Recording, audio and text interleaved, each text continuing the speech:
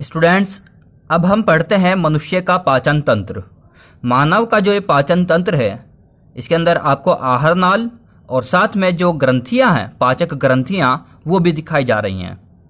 इसे चित्र को देख देख कर आपको अपनी कॉपी में बना लेना है और इसकी खूब प्रैक्टिस करनी है, क्योंकि यह एक बहुत इंपॉर्टेंट डायग्राम है। इसको हम शुरू करते हैं सबसे ऊपर मुंह से। मुंह होता है, इसके अंदर होती है हमारी बकल कैविटी या मुख गुहा।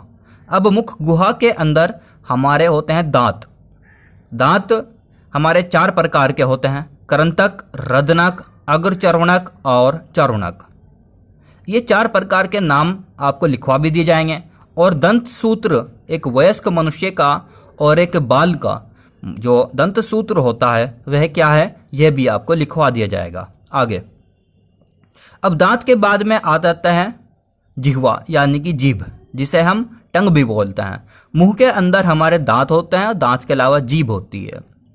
अब क्या होता है, कान के ठीक पीछे की तरफ यहाँ लार ग्रंथि यानी सैलिवरी ग्लैंड, इनसे क्या निकलती है, सलाइवा निकलती है, जो कि हमारे मुंह में आ जाती है।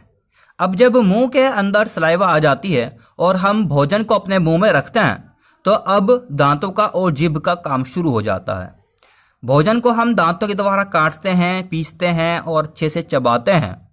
और चबाने पर क्या होता है, मुंह में सलाइवा निकलती रहती है और वह हमारे भोजन में मिक्स होना शुरू हो जाती है, जिससे क्या होता है, हमारे मुख में जो भोजन है, भोजन का पाचन शुरू हो जाता है। और जीभ क्या करती है, जिह्वा का कार्य है भोजन को अच्छे से इधर से उधर को घुमाने का। अब आगे बात करना है, जब मुंह में भोजन का पाचन शुरू हो जाता है और जब ये कंप्लीट हो जाता है, मुंह से भोजन बहुत बारीक बारीक टुकड़ों में कट जाता है, पिस जाता है। अब वह ग्रसनी द्वारा पीछे की तरफ ग्रास नली में आ जाता है। अब जो ग्रास नली है वह कहाँ है, ग्रास नली को बोलते हैं हम ओएसोफेगस। ये जो हमारे गले में आगे की तरफ जो सबसे आगे जो नलिका है, इसे हम टच कर फील भी कर सकते हैं। यह हमारी सांस की नली होती है, जिसे हम बोलते हैं श्वास नली। तो श्वास नली के ठीक पीछे होती है हमारी ग्रास नली यानी ओएसोफेगस। अब ग्रास नली के सहारे भोजन कहाँ चला जाता है, हमारे आमाशय में यानी स्टमक में चला जाता है। यह बात ध्यान रहे कि ग्रास नली में हमारा किसी भी प्रकार के भोजन का पाचन नहीं होता। अब भोजन मुंह में रखा, चबाया और उसको वहां पे डाइजेस्ट किया और वह धीरे से फिर बाद में ग्रास नली से होता हुआ आमाशय यानी स्टमक में आ जाता है। अब स्टमक में भोजन का पाचन होता है। अब स्टमक में क्या क्या कार्य होते हैं वो हम नोट्स के सहारे पढ़ेंगे। इसके आगे जब स्टमक से आगे जब भोजन बढ़ता है तो वो छोटी आंत में आ जाता है। मैं केवल आपको अभी डायग्राम यानी कि केवल चित्र समझा रहा हूँ। अब ये छोटी आंत बनती है। ये छोटी आंत में ऐसे होता हुआ भोजन कहाँ चला जाता है, यहाँ से ऐसे घूमता हुआ बड़ी आंत में आएगा। ये अभी भी ये छोटी आंत ही चल रही है। ये ऐसे आप देख सकते हैं, ये छोटी आंतें बहुत लंबी है। इसकी लंबाई जो है बहुत ज़्यादा है और इसको जो छोटी आंत नाम दिया गया है वो इसकी मोटाई के आधार पर दिया गया है। मोटाई यानी कि डायमीटर, क्योंकि इसकी डायमीटर कैसी है, वो कम है। इसकी डायमीटर छोटी है, इसीलिए इसको छोटी आंत कहा गया है। ये छोटी आंतें लंबाई में तो बहुत लंबी है। इसके 3 पार्ट्स होते हैं, वो भी आपको लिखवा दी जाएंगे।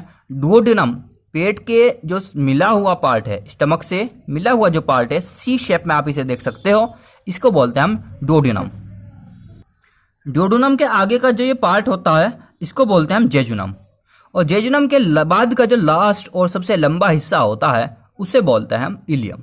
तो छोटी आंत के 3 पार्ट्स हुए, वो भी आपको लिखवा दी जाएंगे, डुओडेनम, जेजुनम और इलियम।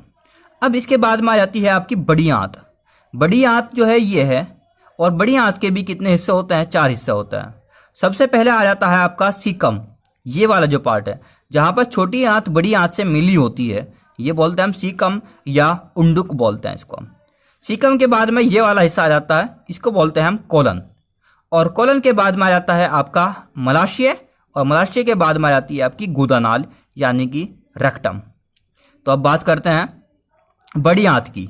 बड़ी आंत छोटी आंत जहां पर मिली है, सीकम है, सीकम पर के पास में एक उंगली नुमा संरचना होती है जिसे हम कर्मी रूपी परिशेषिका बोलते हैं।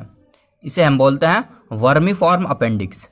अब छोटी आंत में भोजन का जब पाचन हो जाता है तो वो यहाँ से बड़ी आंत में आ जाती है, और बड़ी आंत के अंदर सबसे पहले ये पार्ट आता है आपका सीकम, और सीकम के बाद में आ जाता है कॉलन। कॉलन में जो ये वाला पार्ट होता है इसे बोलते हैं असेंडिंग कॉलन। अब भोजन असेंडिंग कॉलन से इस वाले पार्ट में आ जाता है, ये वाले पार्ट का नाम होता है ट्रांसवर्स कॉलन, और ट्रांसवर्स कॉलन के बाद में ये वाला जो पार्ट होता है इसे बोलते हैं हम डिसेंडिंग कॉलन। तो ये पूरा का पूरा बड़ी आंत का ही पार्ट चल रहा है। अब इसके बाद में ये वाला हिस्सा आ जाता है आपका मलाशय, और मलाशय के बाद में ये वाला पार्ट जो कहलाता है आपका ये होता है गुदानाल। और गुदानाल में जब यहाँ पर भोजन का कोई डाइजेशन नहीं होता है, यहाँ पे केवल एब्जॉर्प्शन चल रहा होता है, भोजन का डाइजेशन या पाचन जो होता है बड़ी आंत में नहीं होता है। बड़ी आंत में केवल एब्जॉर्प्शन यानी कि अवशोषण का कार्य चल रहा होता है। भोजन का पाचन और अवशोषण ये दोनों मुंह से ही हमारे शुरू हो जाते हैं, और ग्रास नली में कोई भी अवशोषण या पाचन नहीं होता है, ये केवल रास्ता है। और जो आंत ये पेट है, स्टमक जिसे बोलते हैं या आमाशय बोलते हैं, आमाशय में भोजन का पाचन भी होता है, अवशोषण भी होता है। छोटी आंत में भी पाचन अवशोषण दोनों होते हैं, और बड़ी आंत में केवल अवशोषण होता है, पाचन नहीं होता। जब गुदानाल हमारे बॉडी के वेस्ट से भर जाता है, मल से भर जाता है, तब ये गुदा द्वार द्वारा हमारे शरीर से बाहर आ जाता है। ये तो हुआ आपका आहार नाल वाला पार्ट। आहार नाल आप देख सकते हो ये एक ट्यूब की तरह है, ऊपर से शुरू होता है, सबसे पहले मुंह, फिर ग्रास नली, फिर आमाशय, और आमाशय के बाद ये छोटी आंत, और छोटी आंत के बाद ये बड़ी आंत, और फिर गुदा द्वार द्वारा शरीर का जो वेस्ट है यानी कि मल है वो गुदा द्वार द्वारा बाहर हो जाता है। ये आप इसके अंदर देख सकते हो। अब इसके अंदर हम देखते हैं कि ये पार्ट क्या बना हुआ है यहाँ पर, यानी कि इसके अंदर पाचक ग्रंथियां कौन कौन सी हैं। ये लीवर बना हुआ है, और ये इसका अग्न्याशय बना हुआ है। अग्न्याशय को बोलते हैं हम पैनक्रियाज। सबसे पहले तो हमने आपको लार ग्रंथियां पढ़ा दी हैं। अब जो लीवर होता है, लीवर से जो जूस निकलता है, बनता है, जिसे बोलते हैं हम बाइल जूस।